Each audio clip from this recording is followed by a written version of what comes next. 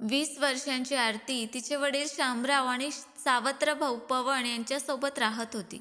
तिचे वडील एका खासगी कंपनीत काम करत होते आणि काही वर्षात ते निवृत्त होणार होते आणि भाऊ पवनने स्वतःचा छोटासा व्यवसाय सुरू केला होता.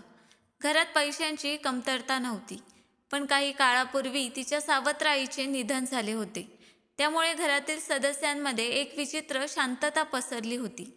आरती 6 वर्षांची होती तेव्हा तिच्या वडिलांनी दुसरे लग्न केले. नवीन आई 10 वर्षाच्या पवनलाही सोबत घेऊन आली होती.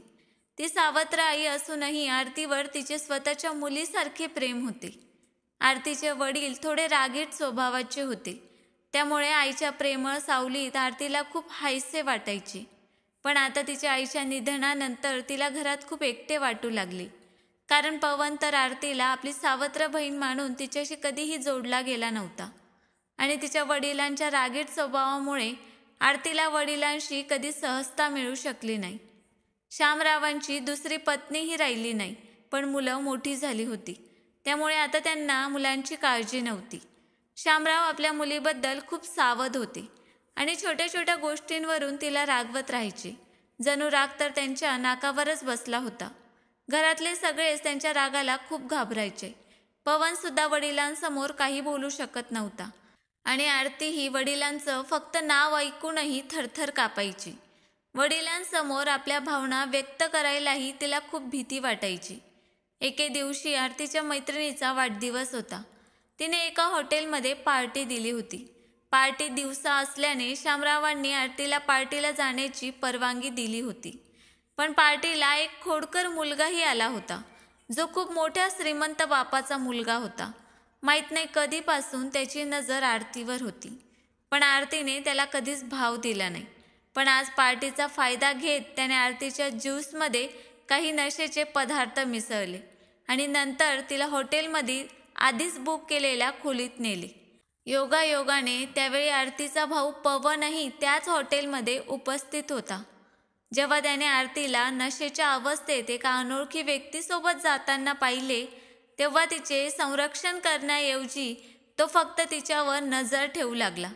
पवनने हॉटेलच्या खोलीत जे काही घडले त्याचा व्हिडिओ बनवला. संध्याकाळी उशिरा आरतीला शुद्धीवर आल्यावर ती या हॉटेलच्या खोलीत कशी पोहोचली हे समजू शकले नाही, पण आपल्यासोबत काहीतरी चुकीचं घडलंय याची तिला कल्पना होती. पण लोकलज्जेच्या भीतीने ती गप्पच राहिली आणि पार्टीत परत आली. प्रत्येक चेहऱ्यामध्ये तिला तिचा अपराधी दिसत होता, पण आता ती काय करू शकणार होती? पार्टी संपल्यानंतर ती घरी गेली. ती अगदी निशब्द झाली होती आणि विचार करत होती की तिच्या वडिलांना हे सर्व कळले तर त्यांना किती राग येईल. दुसऱ्या दिवशी ती अनिच्छेने कॉलेजमध्ये पोहोचली. तेव्हा कॉलेजमध्ये ठिकठिकाणी मुले मुली गटागटाने उभी होती आणि सगळे काहीतरी बोलत होते. आरतीला नंतर कळले की तिच्याच कॉलेजचा विद्यार्थी अंकुश काल रात्री रस्ता अपघातात मरण पावला. हे ऐकून ती थक्कच झाली. अंकुश काल पार्टीत खूप एन्जॉय करत होता आणि आज हे सगळं घडलं. ती विचार करू लागली की जीवनाचा काहीच भरोसा नाही. कधी कोणासोबत काय होईल हे कोणालाच माहीत नाही. कॉलेजमध्ये तिला विचित्र वाटत होतं. तिच्यासोबत घडलेल्या चुकीच्या गोष्टीचा विचार करून ती खूप रडत होती. आज कॉलेजमधून घरी आल्यावर तिची मनस्थिती खूप वाईट होती. ती घरी पोहोचली तेव्हा तिचे वडीलही घरी नव्हते. तिचा भाऊ सोफ्यावर बसून टीव्ही पाहत होता. पवन आरतीला बघताच म्हणाला, आरती, माझ्या मोबाईलवर एक अप्रतिम व्हिडिओ आहे, तू पण बघ. आरतीने विचार केला की चला मूड थोडा बदलूया, म्हणून तिने व्हिडिओ पाहिला. पण व्हिडिओ पाहताच तिचे भानच हरपले. व्हिडिओमध्ये अंकुश हॉटेलच्या रूममध्ये तिच्यासोबत चुकीचे कृत्य करत होता. हे बघूनच आरतीच्या डोळ्यातून अश्रू वाहू लागले आणि तिचे हातपाय थरथरू लागले. तिने पवनला विचारले, दादा, हे सर्व काय आहे? पवन हसत हसत म्हणाला, हे बघ आरती, प्रकरण अगदी स्पष्ट आहे. जर तू तुझ्या मित्रासोबत हे सगळं करू शकते तर तुला माझा व्यवसाय वाढवायलाही माझी मदत करावी लागेल. हे ऐकून आरती रागाने थरथरू लागली आणि म्हणाली, माझ्यासोबत जे काही घडले ते नकळत घडले. मी हे सर्व जाणून बुजून केलेलं नाहीये आणि तुला हे सर्व काही माहीत होते तर तू मला मदत करायला हवी होतीस, पण तू माझा गैरफायदा घेण्याचा प्रयत्न करत आहेस. यावर पवन तिला धमकी देत म्हणाला की जर तू माझे ऐकले नाही तर मी हा व्हिडिओ व्हायरल करून पप्पांनाही दाखवेन. मग तू विचार कर की पप्पा तुझी काय दशा करतील. आजूबाजूचे लोक, नातेवाईक आणि संपूर्ण समाज तुझे हे दुष्कृत्य बघतील ते तुला आवडेल का? आता तूच विचार कर तुला काय करायचं आहे. असे बोलून तो उठला आणि तिथून निघून गेला. आरतीला काय करावे हे समजतच नव्हते. पवन तिला रोज धमकावू लागला. शेवटी एके दिवशी आरती वैतागली आणि तिने विचार केला की जे होईल ते बघितले जाईल. तिने पत्र लिहून वडिलांना सर्व काही सांगायचे ठरवले. तिने आपले सर्व विचार पत्रात लिहून ते पत्र वडिलांना दिले. तेव्हा शामरावांनी आरतीला विचारले, हे काय आहे? तेव्हा आरती म्हणाली, पप्पा मला काही विचारू नका, यात सर्व काही लिहिलेले आहे. असं म्हणत ती तिच्या वडिलांच्या खोलीतून निघून गेली. मग शामराव ते पत्र उघडून वाचू लागले. आरतीने लिहिले होते की पप्पा, ज्या दिवशी मी माझ्या मैत्रिणीच्या वाढदिवसाच्या पार्टीला गेले होते त्या दिवशी एका मुलाने माझ्या नकळत मला नशेचे पदार्थ पाजून माझ्याशी गैरवर्तन केले. त्या मुलाचा रस्ता अपघातात मृत्यू झाला आहे. पण त्या दिवशी माझ्यासोबत जे काही घडले ते सर्व पवन दादाने बघितले होते आणि दादाने व्हिडिओही बनवला होता. त्याने मला ज्या अवस्थेत पाहिले त्यानंतर मला त्याच्याशी नजर मिळवायलाही लाज वाटते. पण त्याने मला ब्लॅकमेल करायला सुरुवात केली आहे आणि तो मला त्याची इच्छा मान्य करायला भाग पाडत आहे. आणि मग त्याने माझ्याशी एक करारही केला की जर मी त्याच्या व्यावसायिक ग्राहकांची करमणूक केली तर तो तुम्हाला याबद्दल काहीही सांगणार नाही. त्याने मला खूप धमकावले की जर तुम्हाला हे कळले तर तुम्ही माझ्यावर खूप रागवशाल.